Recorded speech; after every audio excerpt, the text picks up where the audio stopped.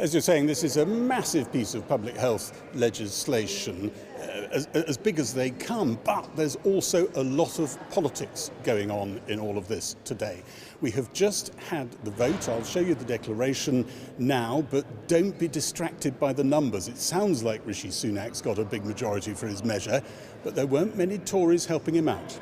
The ayes to the right, 383, the noes to the left, 67. So the ayes have it, the ayes have it.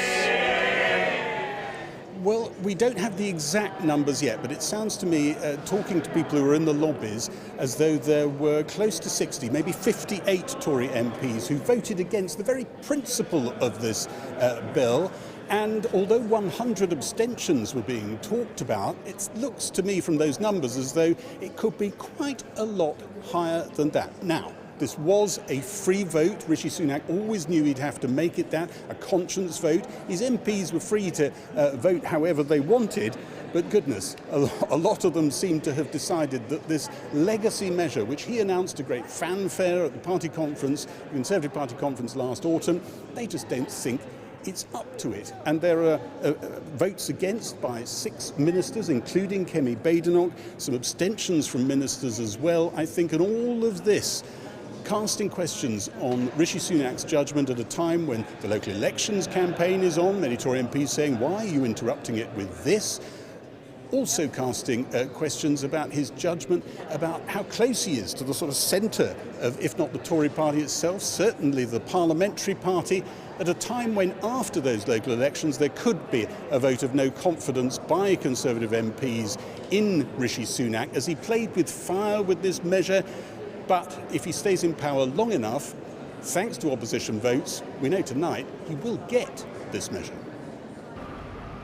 2 weeks to the local elections and the government's bill to ban smoking has revived Tory rows and brought back the cast list Labour most wants on your screens. I propose that in future we raise the smoking age by 1 year every year. If we're a free country, we shouldn't be telling people not to smoke. To prohibit smoking is, in my view, a monstrous waste of police time. At this morning's cabinet, Rishi Sunak didn't even mention his smoking ban, but he will have been hoping that those who still sit round the cabinet table would support his measure. Do you support a smoking ban? Will you vote against the smoking ban, Ms Badenoch? 8 hours later, the Business Secretary, Kemi Badenoch, who is also the Equalities Minister, gave her answer, tweeting her criticism of a bill which she said meant people born a day apart will have permanently different rights. I do not support the approach this bill is taking, and so will be voting against it. In the Commons debate, many Tories spoke against the Prime Minister's pet policy.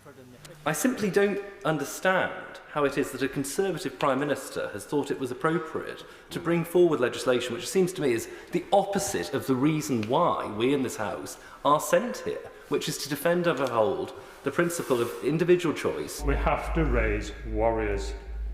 Nanny states do not raise warriors. I won't be supporting this rule because I believe in freedom. And the second point I make is mandate. The Prime Minister does not have a mandate to bring forward this legislation. Some have said, well, this is, and I understand the argument, that the concern that we are banning things. I totally understand the concerns of fellow Conservatives. We are not in the habit of banning things. Liz Truss said the bill was something Conservatives should not be supporting. My real fear is that this is not the final stage that the health police want to push. They are the health police. And I have a message for my colleagues on this side of the House. If people want to vote for finger-wagging, nannying control freaks, there are plenty of them to choose from on the benches opposite. And that's the way they will vote. And if people want to have control over their lives, if they want to have freedom, that is why they vote Conservative. Labour suggested ministers with ambitions to lead the Tory party after Rishi Sunak were wary of backing his ban. the Health Secretary has cast aside any leadership ambitions she may have once held, and she has come out in full-throated defence of Labour's policy. So, Mr Deputy Speaker, let me just assure my comrade opposite that we will stand with her today in the voting lobbies, even as the forces of conservatism stand against her. Some early polling suggests the Prime Minister's policy may have public support. I do advise kids that this law that's going to come in is for their benefit and that they should listen to people like us that wish we never started. I think it's, in honesty, I think it's a little bit out of touch. You know, it kind of taking the nanny state to extremes. I advise all children not to even contemplate about smoking because it affects you physically, mentally, financially. Rishi Sunak's allies say this bill will transform many lives in the future. But if it does, it won't be thanks to Conservative MPs' votes. Our political editor, Gary Gibbon. Well, joining me now is Public Health Minister Andrea Leadsom. Andrea Leadsom, thank you very much for coming on the programme. So, you've won this vote, but according to the former Prime Minister Liz Truss, you and those who supported this bill are finger-wagging, nannying control freaks. Well, I think we actually won this second reading today with a majority of Conservative MPs and lots of Labour MPs and other parties. There was only 67 who voted against, including, I understand, a number of opposition MPs as well. So it was a very small number who voted against. And people do have their own reasons. Some people worrying about the enforceability, others worrying about how practical it is, and others still saying that people should be free to choose. But I think we made some very robust arguments about the fact that actually once you're addicted to nicotine, which is the focus of the big tobacco companies to get you addicted, then you don't have that freedom of choice anymore at all. And people try up to 30 times to quit smoking and often end up 2/3 of long-term smokers die of smoking-related conditions. This may very well become the legacy issue of this Prime Minister, especially if he doesn't survive the next election. A legacy issue where 67 members of his own party voted against him and there were over 100 abstentions. That's not a great record, is it? No, as I say, it wasn't 67 against him. There were members of other parties as well. Some people are abstaining because they want to see the passage of the bill, which is perfectly reasonable. What we did was to give a free vote, so there was no rebellion, so there's literally nothing to see here. For some colleagues, they've just chosen to take the time to go campaigning or they've got constituency priorities. So I don't think abstentions should really be included at all. So it's a small number of people who've chosen not to support the bill. Yes, but even so, actually, Kemi Badenoch voted against it. Jake Berry said the Prime Minister does not have a mandate on this issue.